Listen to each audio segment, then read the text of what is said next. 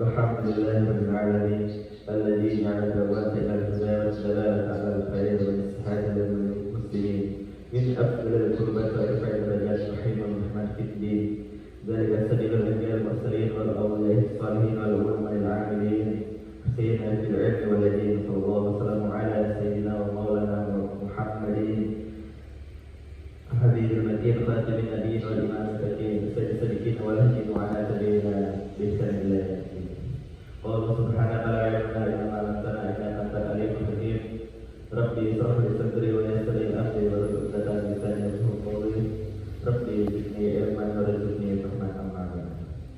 Yang pertama-tama adalah kita menjaga puji syukur kita terhadap kehadirat Allah Subhanahu wa ta'ala yang mana karena berkat limpahan rahmat dan taufik hidayahnya kita dapat berkumpul di dalam masjid yang insyaallah penuh dengan keberkahan.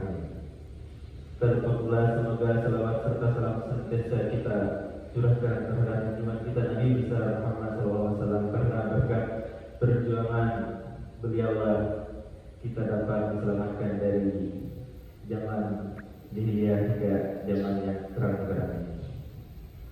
Di sini saya akan menyampaikan sedikit ceramah yang berjudulkan, yang bertemakan tentang adil dan amanah. Di dalam Al-Quran disebutkan dalam surah An-Nahl ayat 90, Allah Subhanahu wa ta'ala berfirman, Inna Allah ya'muru bil 'adli wal ihsan wa ita'i dzil qurba wa yanha 'anil fahsya'i wal munkari wal baghi ya'idukum la'allakum tadhakkarun. Yang artinya, sesungguhnya Allah Subhanahu wa ta'ala menyuruh berbuat adil, berbuat kebajikan dan memberikan bantuan kepada kerabat. Dia juga melarang untuk berbuat keji dan berbuat kemungkaran dan permusuhan. Dia memberi pelajaran kepadamu agar kamu selalu ingat. Dari ayat ini dapat kita mengambil suatu faedah yang dimana Allah Subhanahu wa ta'ala memerintahkan kepada seluruh kaum muslimin untuk selalu berbuat adil dalam semua aspek kehidupan, untuk mewujud serta melaksanakan perintah Al-Quran dan berbuat ihsan. Keutamaan adil berarti mewujudkan keutamaan dan keistimewaan di antara hak dan kewajiban. Hak asasi tidak boleh dikurangi sebab adanya kewajiban. Ayat ini termasuk ayat yang sangat luas dan dalam seluruh pengertiannya.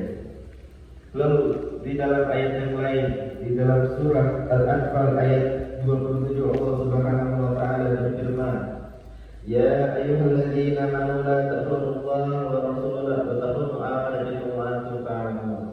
Yang artinya, wahai orang-orang yang beriman, janganlah kamu mengkhianati Allah dan Rasulnya, dan jangan pula kamu mengkhianati amanah yang telah dipercayakan kepadamu, sedangkan kamu mendahului.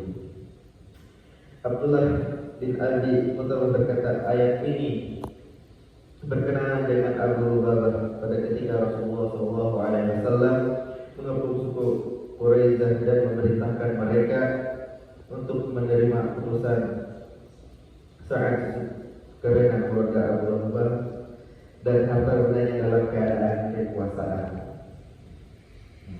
Dalam ayat yang lain lagi, Allah Subhanahu wa ta'ala berfirman dalam surah Al-Ahzab ayat 72.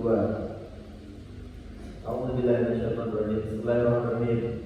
Inna a'rafna as-samawati wal ardi wal jibali fa baina an yahmilnaha wa ashfaqna minha wa hamalaha al-insan innahu kana zaluman jahula.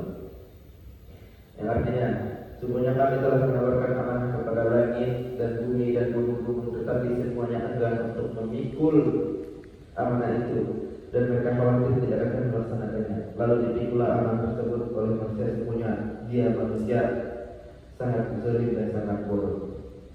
Ayat ini sesuai dengan lainnya, Allah mengabarkan bahwasanya dia menawarkan amanah kepada langit dan bumi, yaitu mereka enggan untuk memikul amanah tersebut, akan tetapi amanah tersebut dipikul oleh manusia, karena manusia itu sangat zalim dan bodoh.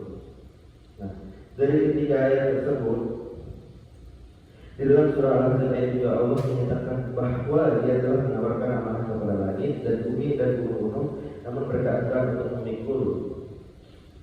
Nah, namun manusia yang memiliki kebebasan untuk memilih dengan segala kelebihan dan kelemahannya, bersedia untuk memikul amanah tersebut. Ini mengingatkan kita akan tanggung jawab besar yang dimiliki oleh manusia dalam menjaga amanah dari Allah Subhanahu wa taala. Lalu dalam surat Al ayat 90 menyatakan pentingnya dari kebaikan yang memberikan hak kepada sesama. Allah menyuruh untuk berlaku adil, memberi kepada orang yang membutuhkan dan memberi perbuatan yang tidak adil. Pesan ini mengajarkan pentingnya sikap adil dalam kehidupan sehari-hari. Dan di dalam surah Al-Anfal ayat 27 menekankan perlunya memiliki keyakinan yang kokoh pada Allah dan Rasul-Nya serta mengikuti perintah-perintahnya.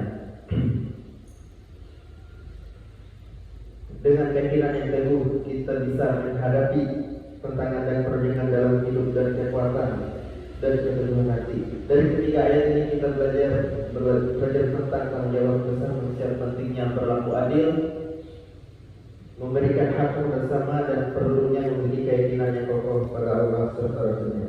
Saudara-saudara sekalian, dari yang ketiga ayat ini yang sudah saya bacakan, yaitu pentingnya berlaku adil dan berbuat amanah kepada sesama makhluk. Seandainya nanti saudara-saudara yang ada di depan ini terpilih menjadi seorang pemimpin, maka jadilah pemimpin yang adil, jadilah pemimpin yang amanah. Jika saudara-saudara terpilih menjadi seorang pemimpin, jika saudara memimpinnya dengan adil, maka saudara-saudara akan disenangi oleh rakyat. Jika rakyat saja senang dengan saudara-saudara sekalian, maka Allah akan senang kepada saudara-saudara sekalian. Jika saudara-saudara sekalian menjadi pemimpin yang amanah, maka semua orang yang dipimpin maka senang kepada saudara-saudara sekalian. Karena apa? Karena itu adalah keutamaan di dalam diri kita. Mudah-mudahan ceramah ini dapat bermanfaat bagi kita semua. Ilahi sederhana, wassalamualaikum warahmatullahi wabarakatuh.